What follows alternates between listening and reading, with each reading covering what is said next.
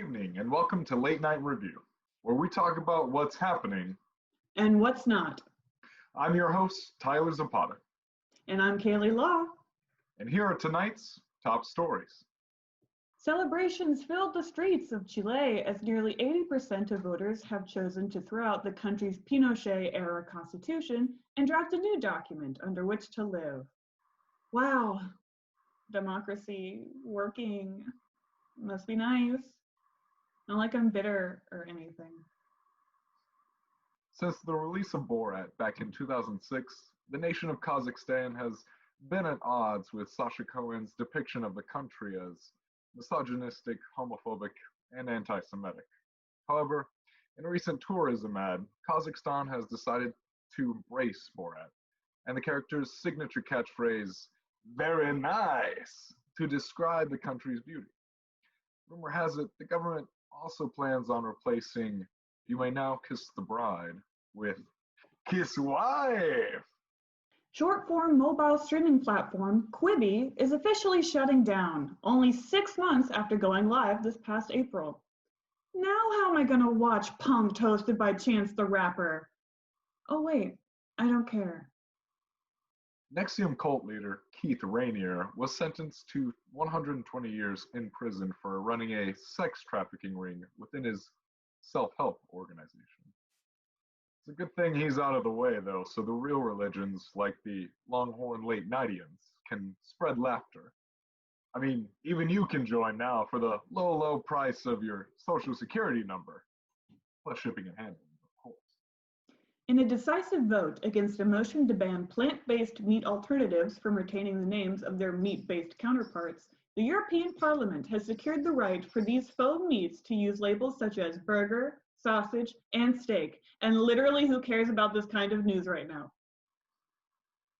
Former mayor of New York City and Trump's attorney Rudy Giuliani had his feelings hurt and threatened to leave during an interview with Fox News host Lisa Montgomery when she suggested his involvement in the Hunter Biden controversy was similar to a smear dossier released about Trump and his relationship to the Kremlin back in 2016. Never before has Rudy been so rudely questioned. How dare you ask a legitimate question about my questionable and shady past? The residents of Asbestos, Quebec, which is a real town, have recently made the decision to choose a new name for the city, its current being the carcinogenic mineral historically mined in the area up until 2011. Local voting will commence on Friday between suggestions black mold, water damage, and lead paint chips.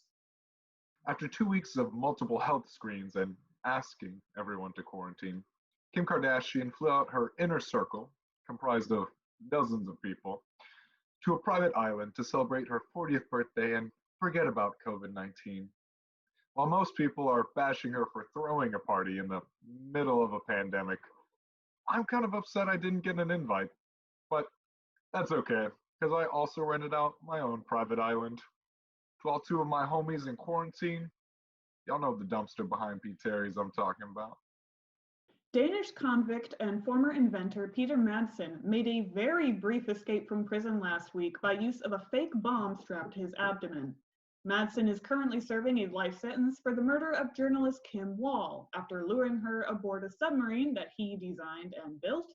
And dear God, if that isn't just the most 2020 thing to happen in 2017. America's sweetheart, Ellen DeGeneres, is bringing back a live studio audience with strict COVID-19 guidelines to ensure safety.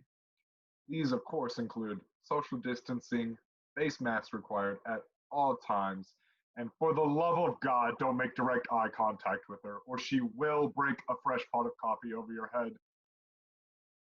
And of course, be kind to one another. The film Requiem for a Dream celebrates its 20th anniversary this fall, and its legacy is consistently attributed to the music of composer Clint Mansell, recently interviewed with NPR on what he considers the sound of sadness. Like that ping you hear when someone leaves your Discord call early and you know they didn't say goodbye first. On October 13th, during a Delta flight, a pastor from North Carolina peed on a woman while she was sleeping. When the flight arrived in Detroit, police questioned him, and he admitted to taking prescription drugs along with alcohol. When asked why he did it, he responded, "Well, it would have been rude to wake her up." NASA has confirmed the presence of water on the moon's lit surface, suggesting the possibility to distribute the matter over a larger surface area than previously discovered ice pockets. But we already knew that. The moon's eyes have been watering ever since that trip incident in 1902. Recently, scientists have discovered that the sleeping giant Arctic methane deposits near Siberia have begun to melt, leaking more greenhouse gases into the environment. While the research is still preliminary, one study has been confirmed. After eating almost exclusively dairy today, I got a big methane deposit to release myself. Last week, the president signed a bill creating a 988 hotline for mental health emergencies, thought to be easier to remember than the current National Suicide Prevention Lifeline, and hoped to eventually have recognition on par with 911.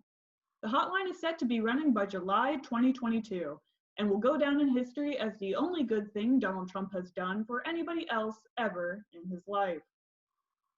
Back in 2015, a nurse claims she slipped on a grape in an Australian grocery store and is now suing for $1.3 million in compensation.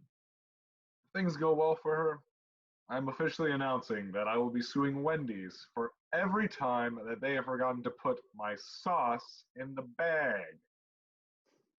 NASA's OSIRIS-REx probe is so full of asteroids, which it has been collecting since launch in 2016, that its mylar flap is unable to close and is currently leaking rocks across space.